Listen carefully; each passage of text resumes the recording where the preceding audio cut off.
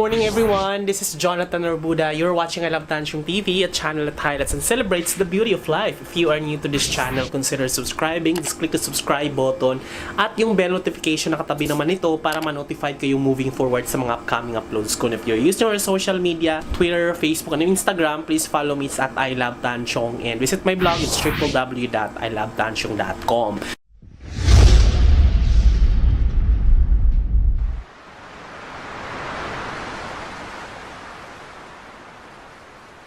So ito na nga, Sabado na, May 2nd, 2020 guys, alas 9 ng umaga. So ngayon, sobrang bilis ng panahon talaga. As in, parang kailan lang, parang last weekend lang ako nag-upload ng 10 facts about me. So parang talagang, oh my god, ang bilis. Ang dami ko lang na mga nagawang mga video pala. Talagang, alam mo yun, sunod-sunod yung pag-upload ko. Yung mga nasa, hindi naman umaabot ng 1,000 views every video. Pero at least, kahit papano, overall, growing siya. So thank you so much guys sa pag-motivate nyo na i-document ko. Na-realize ko rin kasi na parang sayang din naman kasi every moment na lumipas like a minute ago is going to be part of my history.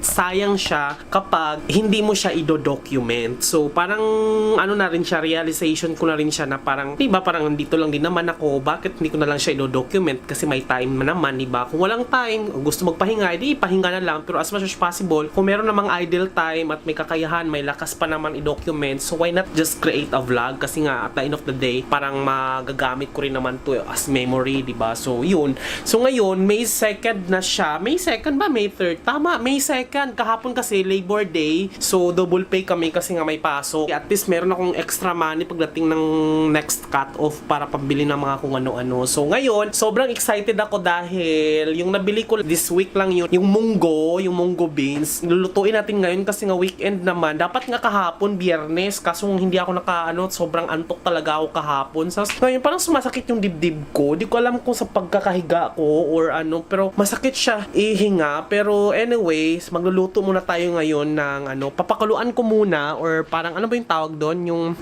ano bang tawag doon? Papakuluan, ilata ba? Ano ba sa Bisaya? Bisaya kasi ito yung parang palata. Basta ko siya para maging maluto muna. So, mamaya ko na siya igigisa. Papakuluan ko muna siya, guys. Maraming nagsabi sa akin guys na kung pwede akong gumawa ng declutter or maglinis ako dito. So, hayaan nyo gagawa ako ng ganun. Itodo ko muna to kapag open na yung laundry sa baba. Kasi ang hirap kasi maglinis tapos may mga labahin. So, gusto ko iisahang linis na talagang lalagyan ko ng Zonrox lahat-lahat ng mga kung ano-ano para at least nagiging health conscious na rin ako simula nitong nagka-corona eh. Gumawa na rin naman ako nung may isang video na nagawa ko, nagbakasyon pa nga, nag-vacation leave ako para lang talaga maglinis. So kung hindi nyo panood, I'll put the link down in the description below. So for now, magluluto muna tayo. Mag-ano muna kasi nagugutom na rin ako eh.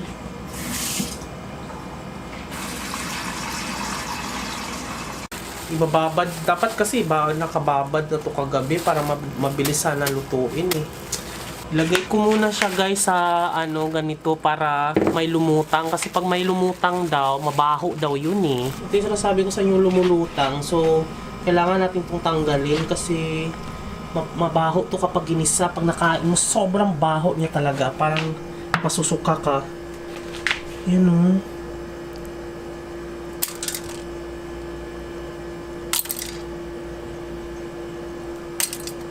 Papainitin ko na rin to.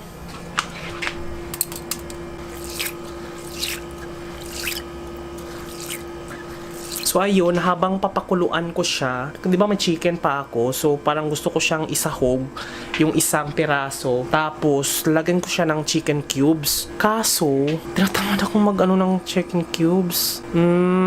Baba na lang siguro ako, maghanap ko ng chicken cubes. So yan yung bali sitwasyon ngayon sa labas guys, sa EDSA. Sobrang linis ng yun o. Sobrang linis ng kapaligiran o. Bongga.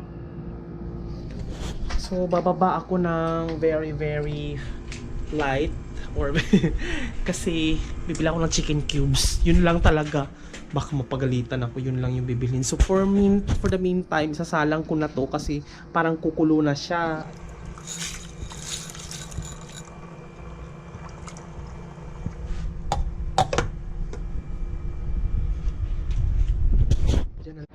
Wala po. So yun nga guys, kakarating ko lang. Grabe. Sabado kasi ngayon, ang daming tao sa palengke. Hindi pinapapasok lahat. Effective pa rin yung from A to M, may ganitong araw. M to Z, ganitong araw. Buti na lang, ako, pasok sa Sabado, pinapasok ko sa palengke. Dapat, ang bibilhin ko lang talaga in Nor cubes. Yung chicken cubes para magkaroon ng lasa yung ginisa natin. Kaso, napabili ako ng saging. Tingnan nyo guys, ito Yan yung ganito kalaki guys, yung ganito kadami, 2 kilo po ito. Ito po ay halagang 140. So, di ba? Biruin mo 140. So, ilang piraso? 2, 3, 4, 5, 6, 7, 8, 9, 10, 11, 12, 13 piraso, parang 11 pesos nga di ba? 11 pesos ang bawat isa nito. Ilalaga ko kasi to guys, tapos isasawsaw ko sa bagoong kasi sobrang sarap nito. Ganito kasi sa probinsya. Bumili ako ng 1 kilong mangga kasi nga i-shake ko siya. Gagawin ko siyang smoothies with chocolate. 1 kilo, this is worth 140. This is 140. Bumili ako ng 1/4 na shrimp kasi gagawin ko siyang buttered shrimp. This is amounting to 130. Ito yung Nor cubes natin, 7 pesos per piece, 2 yung binili ko. Bumili na rin ako guys ng ganito, yung parang maliliit na shrimp. Masarap kasi ito igisa sa munggo So ito, kumukulo na siya.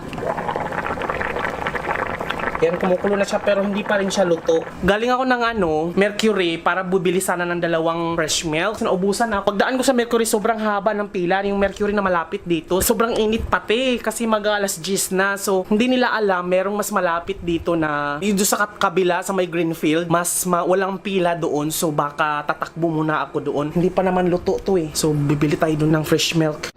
Ito yung elevator namin guys sobrang daming nakapost. Kung tumitingnan. Tatawid ako doon sa kabila. Galing ako dito, tapos papunta ako doon sa may Mercury kasi walang pila doon. Andyan yung condo ko sa kabila.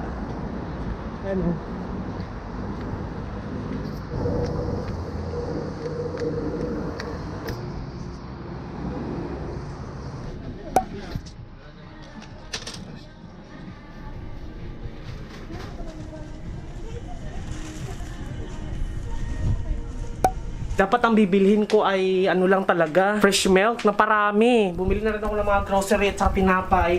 At saka yung mga Zone Rocks, tsaka yung pang sa tissue paper, cotton, pang sa ipis. Yan, meron akong binili dyan. 1,400 lahat yan. Tapos pagdating ko, buisit na tuyo na siya. Medyo nasunog na yung ilalim. So, ganito na siya. Pinatay ko na. So, magigisa na ako. Ay, mabilisan lang talaga to. Maligo lang ako half bath kasi galing ako sa labas. Sa daming tao. Natatakot ako. Half bath ko lang. So, magluluto na tayo. Pagod in fairness. Nawala yung tali ng buhok ko. So, ayan guys. Nilipat ko na siya. So, kung ano yung gaano karami yung binili ko na 30 pesos, ito na lahat yun kapag naluto na.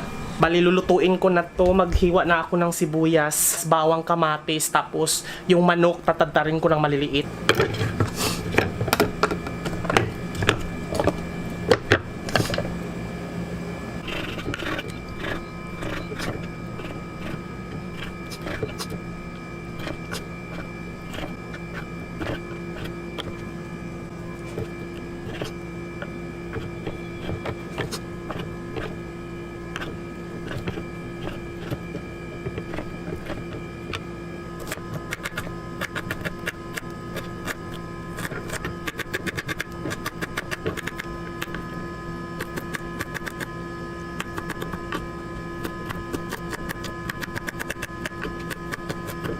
Okay guys, ito na po ang ating sibuyas, munggo beans, bawang, manok, shrimp na maliliit, at Nor cubes na ang flavor ay chicken.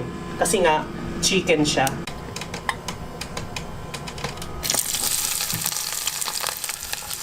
So, hindi natin masyado siyang lutuin dahil para hindi masunog.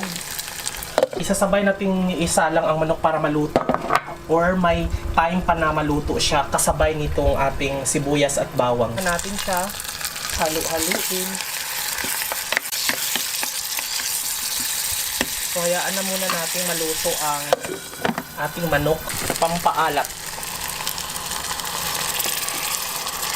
Ilagay na natin to. Yung ating munggo. Halo-haluin lang natin siya. Saka natin lagyan ng tubig.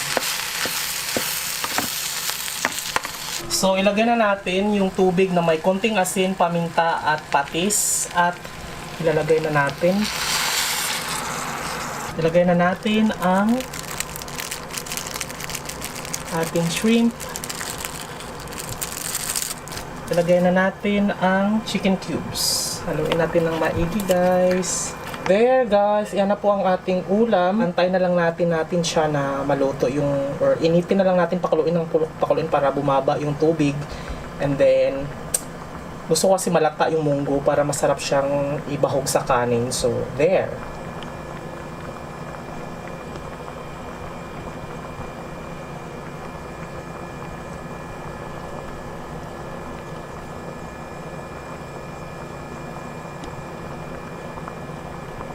Ayan na siya, guys. Look at that.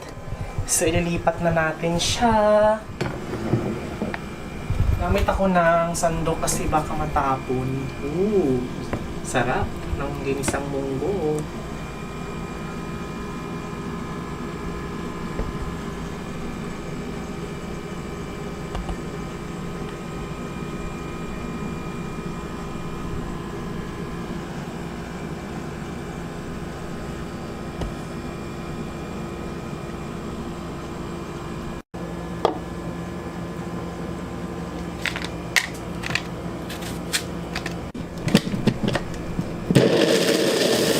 There. Pasok! Hi, good morning. Good morning, kamusta? Nakakahiya.